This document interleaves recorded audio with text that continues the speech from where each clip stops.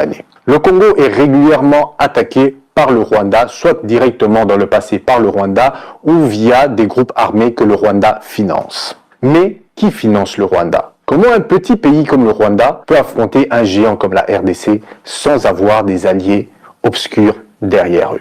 Lorsqu'il y a un crime, qu'est-ce que l'enquêteur se pose comme question? En premier, à qui profite le crime? Et là, ça devient très clair. Les grands fournisseurs en armement du Rwanda, les soutiens économiques, sont principalement les Américains et les Anglais. Après, on peut se poser la question, où est-ce que Kagame a-t-il été formé? Eh bien, il a été formé aux États-Unis. C'est pour ça qu'en revenant, après le génocide, lorsqu'il a pris le contrôle du pays, il a changé la langue nationale. Ils ont viré les Français, il est rentré dans le Commonwealth, et maintenant la langue officielle du Rwanda, ce n'est plus le français, mais l'anglais. Les Français ont perdu des positions, et puis vous remarquez aussi dans le Sahel, les Français sont en train de perdre position, mais les Américains essayent d'y rester. Sous prétexte qu'il ne faut pas qu'il y ait l'influence russe qui prenne le dessus. Mais en fait, j'ai remarqué que un peu partout dans le monde, les Américains essayent de reprendre le contrôle de ce qu'ils avaient laissé auparavant aux Français. Et vu que les Français sont un peu à but de leur personne, ils pensent que voilà, ils sont encore dans le temps de Napoléon et qu'ils ont encore ce pouvoir-là, alors que ce pouvoir-là, il fallait continuer à le travailler. Ils l'ont perdu, mais ils restent accrochés avec cette image de la grande France. Mais voilà, on peut constater que maintenant, c'est une force moyenne dans l'échiquier mondial. Donc après Mobutu, les Américains se sont rendus compte qu'il est très difficile de contrôler le Congo. Ils n'avaient plus une personne puissante comme le maréchal Mobutu. Alors la solution pour eux, c'était de créer le chaos. Et Kagame s'est porté volontaire pour être justement l'instigateur de ce chaos. Il est plus facile pour les Américains d'avoir plusieurs groupes divisés et de négocier avec eux que d'avoir une personne qui pourrait devenir surpuissant et à l'instar de l'Arabie Saoudite, à qui ils ont confié trop de pouvoir durant ces années et qui commence maintenant à se rebeller, quitte à ne plus vendre en dollars leur pétrole et à s'allier aux BRICS. Ils ne veulent pas qu'un géant comme le Congo ait un grand leader qui maîtrise la situation, l'ensemble du pays et de ses richesses et devient un acteur principal dans l'échiquier mondial. Et c'est comme ça que les États-Unis, avec l'Angleterre, ont commencé à financer le Rwanda qui a commencé à déstabiliser le Congo pour pouvoir extraire les minerais.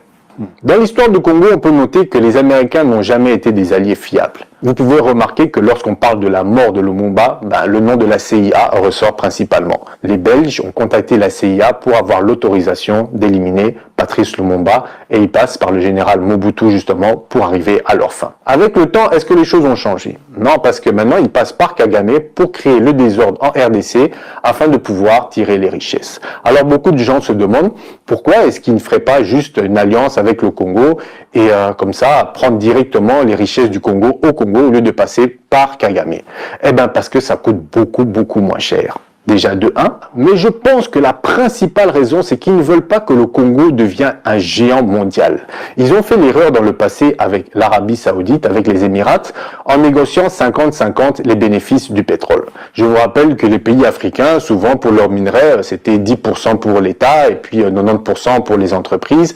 Certains montaient à 20, mais il y avait vraiment une escroquerie. Ce qui n'est pas arrivé avec les États d'Arabie, où eux ont dit non, 50-50. Et quand les Américains ont dit non, ce n'est pas possible, vous voyez, dans l'économie, selon nos calculs, les Saoudiens ont dit non, nous on s'en fout.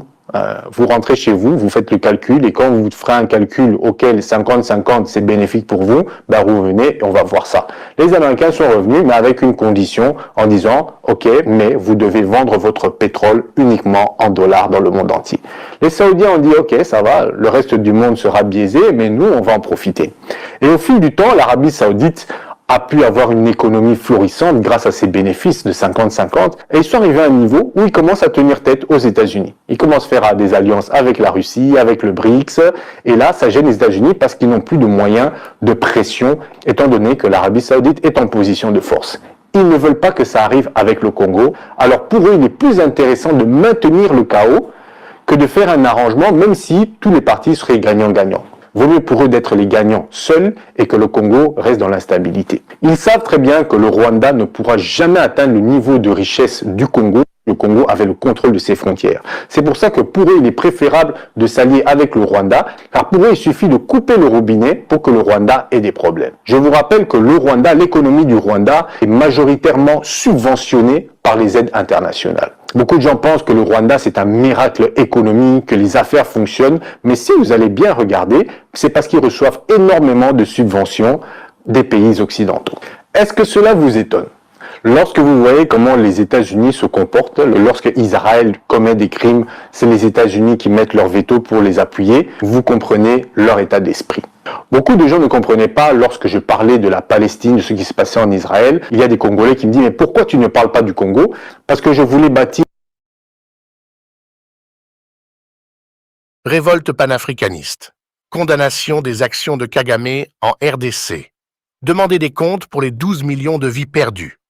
Les actions du président Paul Kagame en République démocratique du Congo, RDC, ont déclenché un dilemme moral pour tout panafricaniste autoproclamé.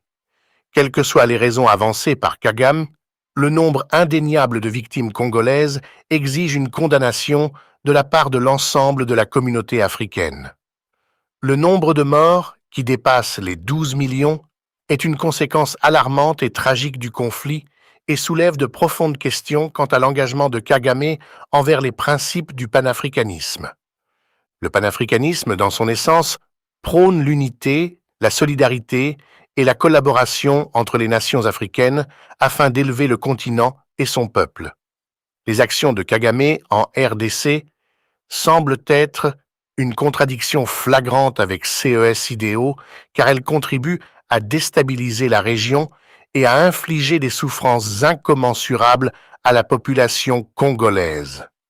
Les Africains doivent adopter une position de principe contre l'agression de Kagame et condamner sans équivoque ses actions. Un véritable panafricanisme ne peut ignorer l'immense coût humain du conflit en RDC. Pardonner ou ignorer le rôle de Kagame serait une trahison de l'essence même des idéaux panafricains. En outre, la solidarité entre les nations africaines est primordiale. En prenant leur distance avec Kagame et en condamnant activement ses actions, les pays africains peuvent envoyer un message fort. L'agression et la violence injustifiée ne seront pas tolérées dans le cadre panafricain. Ce message appelle à la responsabilité et rappelle que le progrès collectif ne peut être obtenu que par la paix, la collaboration et le respect mutuel. Les Africains doivent rester déterminés jusqu'à ce que Kagame cesse ses attaques contre la RDC. Il incombe également à la communauté internationale d'examiner et de condamner les actions de tout dirigeant ou de toute nation qui compromettent la paix et la stabilité, surtout lorsqu'elles ont des conséquences dévastatrices pour un pays voisin. Dans l'esprit du panafricanisme, il est temps que les Africains s'unissent contre l'agression et la violence sur leur continent. Les actions de Kagame doivent être condamnées et il devrait être tenu pour responsable jusqu'à ce que de véritables efforts soient faits pour apporter une solution pacifique en RDC. Dans cette analyse dynamique, l'orateur plonge dans le contexte historique des conflits en cours en République démocratique du Congo, RDC, et affirme que le chaos actuel résulte d'actions délibérées orchestrées par des forces extérieures, en particulier les États-Unis et l'Angleterre. L'argument central tourne autour de l'idée que ces puissances extérieures, par leur soutien présumé au Rwanda et au président Kagame, visent à maintenir l'instabilité en RDC pour exploiter ses vastes ressources naturelles. L'orateur critique le rôle des États-Unis et de l'Angleterre en soulignant leur manque de fiabilité historique en tant qu'alliés et en mettant l'accent sur leurs intérêts à maintenir le contrôle sur les régions riches en ressources. La mention de la formation de Kagame aux États-Unis et des changements ultérieurs, tels que le passage du français à l'anglais comme langue officielle au Rwanda, ajoute une couche de suspicion quant à son allégeance.